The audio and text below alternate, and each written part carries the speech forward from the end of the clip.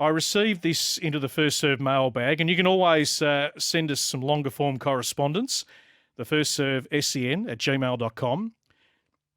I'll just put this out there for you. You give me your take.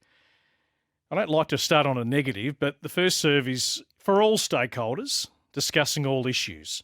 Riddle me this. A tennis coaching organisation has 10 coaches and advertises its team are fully qualified, insured TA coaches. What's the minimum number of that coaching team that have completed a coaching course? A10, B8, C5, D1. Now, replace tennis with golf and TA with PGA Australia. A10, B8, C5, D1.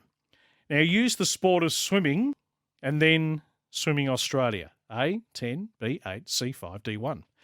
Okay, so there is now a growing percentage of coaches in Australia teaching tennis with zero training. This was sent in to me during the week. We wouldn't accept that in swimming, as a child might drown.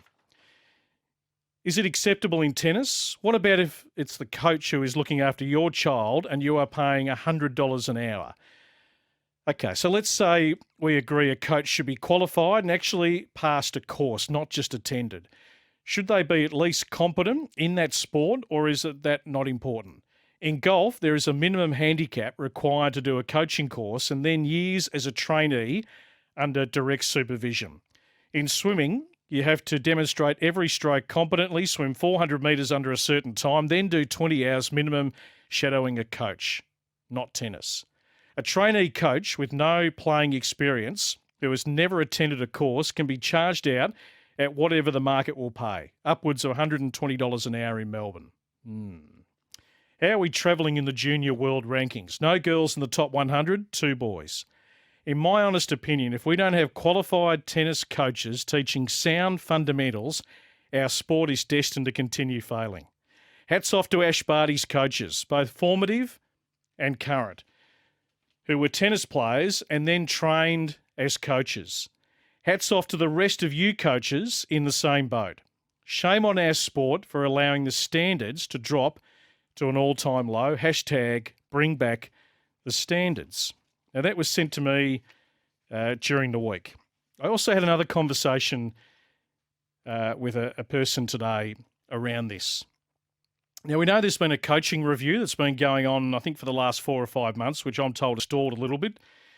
But I think TA are about to appoint or they're advertising for a coaching director.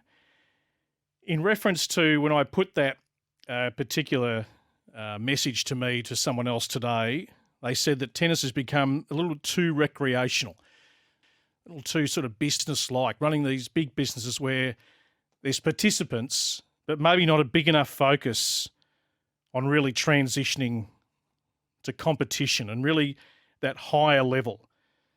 Not as many people playing at that higher level, more participation. Maybe there's the need for more professional development in terms of the coaches.